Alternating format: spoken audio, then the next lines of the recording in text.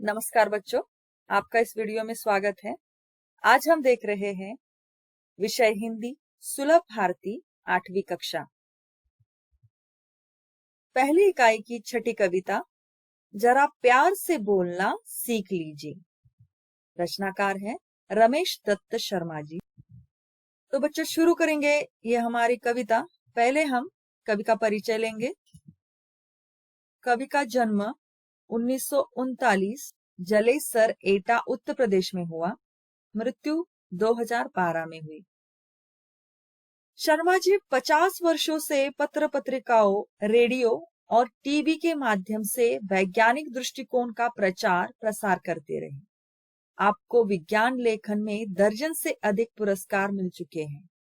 आप कक्षा 7वीं 8वीं से ही स्थानीय मुशायरों में चचा जलेसरी के नाम से शिरकत करने लगे थे।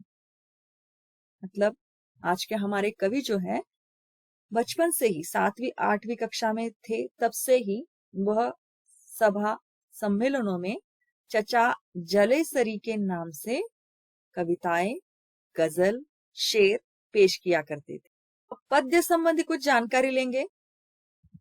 प्रस्तुत गजल के शेरों में शर्मा जी ने प्रेम से बोलना, सही समय पर बोलना, बोलने से पहले विचार करना, आत्मनियंत्रण रखना, मधुरभाषी होना आदि गुणों को अपनाने के लिए प्रेरित किया है। आपका मानना है कि हमेशा होठ सीकर बैठना उचित नहीं है।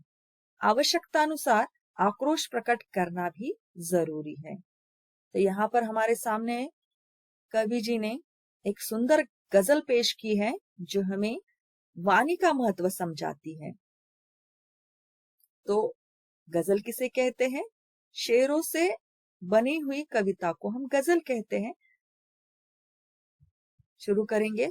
पहला शेर हमारे सामने है। पहला शेर इस प्रकार। वाणी में शहद घोलना सीख लीजिए, वाणी में शहद घोलना सीख लीजिए, जरा प्यार से बोलना सीख लीजिए। वाणी में शहद घोलना सीख लीजिए, जरा प्यार से बोलना सीख लीजिए। तो यहाँ पर हमें नए शब्द मिल जाते हैं। वाणी यानी बोलना, शहद का मतलब है मधु, घोलना का मतलब है मिलना। अब इसका अर्थ देखेंगे हम। कवि प्रस्तुत शेर में हमें समझा रहे हैं कि अपनी वाणी शहद के समान मीठी होनी चाहिए। हमें अपने वाणी में शहद जैसी मिठास घोलना सीख लेना चाहिए। अर्थात हमें मधुर भाषी बनकर हर एक से प्यार से बोलना सीख लेना चाहिए। तो यहाँ पर उन्होंने पहले शेर में मधुर वाणी का महत्व बताया है। अब बढ़ेंगे दूसरी शेर की तरफ। दूसरा शेर इस प्रकार है। चुप रहने के यारो बड़े फायदे हैं, चुप रहने के यारो बड़े फायदे हैं, जुबा वक्त पर खोलना सीख लीजिए, जुबा वक्त पर खोलना सीख लीजिए। अब नए शब्द है जुबा यानी मुख, मुंह, वाणी। यार का मतलब है मित्र, फायदा यानी लाभ। तो बच्चों इसका अर्थ देखेंगे हम। प्रस्तुत शेर में कवि कहते हैं कि न बोलने के, चुप रहने के लाभ बहुत होते हैं।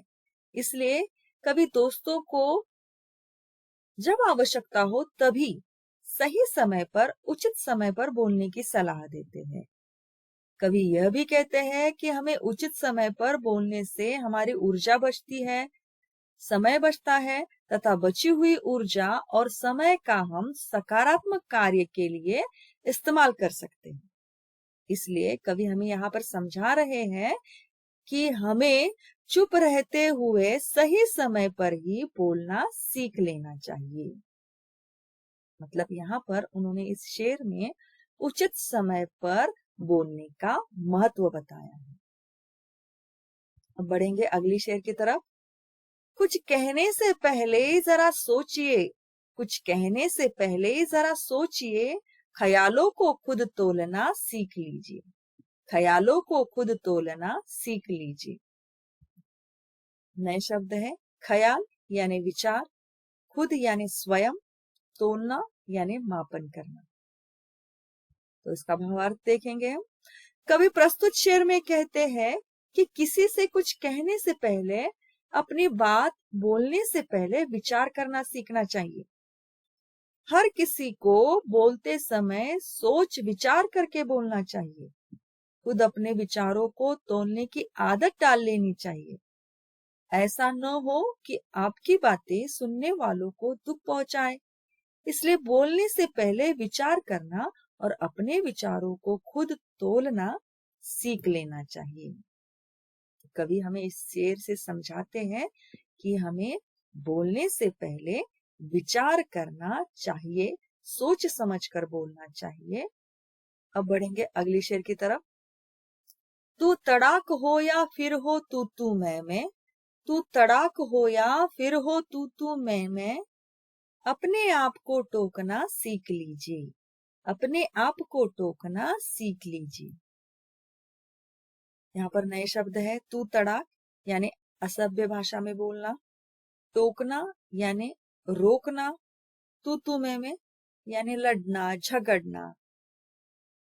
प्रस्तुत शेर में कवि कहते हैं कि बातचीत के दौरान यदि वैचारिक मतभेद हो या एक दूसरे पर आरोप प्रत्यारोप की स्थिति निर्माण हो, उत्पन्न हो, तो हमें असभ्य भाषा अथवा लड़ना झगड़ना छोड़कर अपने आप को रोक कर चुप रहना सीख लेना चाहिए। लड़ाई झगड़े से कोई भी मसला सुलझाया नहीं जा सकता, इसलिए हमें आत्मनियंत्रण रखना सीख लेना चाहिए। तो कवि शेष हमें समझाते हैं कि हमें आत्मनियंत्रण रखना चाहिए। अब बढ़ेंगे अगले शेर की तरफ। पटाखे की तरह फटने से पहले, पटाखे की तरह फटने से पहले रोशनी के रंग घोलना सीख लीजिए, रोशनी के रंग घोलना सीख लीजिए। अब देखेंगे इसका भावार्थ। कवि प्रस्तुत शेर में कहते हैं कि किसी भी परिस्थिति में एक दूसरे पर क्रोध में पटाखे की तरह फट पड़ने के अलावा प्यार का प्रकाश फैलाना ही उचित है, क्योंकि गुस्से के बदले गुस्से की ही प्रतिक्रिया मिलेगी और बात हाथ से निकल जाएगी। इसलिए कवि कहते हैं कि हमें पटाखों की तरह क्रोध से ऊंची आवाज में नहीं बोलना चाहिए, बल्कि मधुर भाषी बनना सीख लेना। तो कवि इस शेर से हमें समझाते हैं कि हमें मधुर भाषी बनना चाहिए। अब बढ़ेंगे अगले शेर की तरफ। कटु वचन तो सदा बोते हैं कांटे, कटु वचन तो सदा बोते हैं कांटे, मीठी बोली के गुल रोपना सीख लीजिए, मीठी बोली के गुल रोपना सीख लीजिए। नए शब्द इस प्रकार है। कटु यानी कड़वाहट, वचन यानी बोल, सदा यानी हमेशा, गुल का मतलब है फूल या फिर पुष्प, रोपण का मतलब है बोना। देखेंगे इसका भावार्थ। प्रस्तुत शेर में कवि कहते हैं कि कटु वचनों से कांटे ही मिलते हैं। कटु वचन ऐसे बीज हैं जिनके फल स्वरूप कांटों की फसल ही मिलती है। अतः कटु वचनों का त्याग करके मीठी बोली रूपी फूल के पौधे लगाने सीख लेना चाहिए। कड़वाहट भरे वचन त्याग कर मीठी बोली बोलने का संदेश कवि इस शेर द्वारा हमें देते हैं। अब बढ़ेंगे अगले शेर की तरफ। बात बेबात कोई चुभने लगे तो, बात बेबात कोई चुभने लगे तो बदल कर उसे मोड़ना सीख लीजिए, बदल कर उसे मोड़ना सीख लीजिए। नए शब्द इस प्रकार है। बेबात यानी बुरी बात। तो देखेंगे इसका अर्थ क्या है। प्रस्तुत शेर में कवि कहते हैं कि यदि आप बात करते करते कोई ऐसा प्रसंग आ जाए कि किसी की बात आपको बुरी लगे, चुभने लगे, तो उस बात को प्यार से मोड़ लेना, उसकी दिशा बदलना सीख लेना चाहिए, ताकि वातावरण में जो तनाव आया हो वह दूर हो जाए। तो कवि इस शेर द्वारा हमें बताते हैं कि अगर कोई बुरी बात है तो उसे हमें बदल देना चाहिए, उसे मोड़ देना चाहिए। अब बढ़ेंगे अगले शेर की तरफ। ये किसने कहा होठ सी कर के बैठो, ये किसने कहा होठ सी कर के बैठो, जरूरत पे मुंह खोलना सीख लीजिए, जरूरत पे मुंह खोलना सीख लीजिए। तो इसमें आए हुए नए शब्द इस प्रकार है, सीकर यानी सिलकर, जरूरत का अर्थ है आवश्यकता। तो इस शेर का अर्थ इस प्रकार है कि प्रस्तुत शेर में कवि कहते हैं कि हमें अनुचित बात पर होठ सीकर बैठना या चुप रहना नहीं चाहिए। कहीं कोई किसी प्रकार का अन्याय कर रहा हो या अत्याचार हो रहा हो तो उस समय चुप रहना भी अन्याय ही होता है।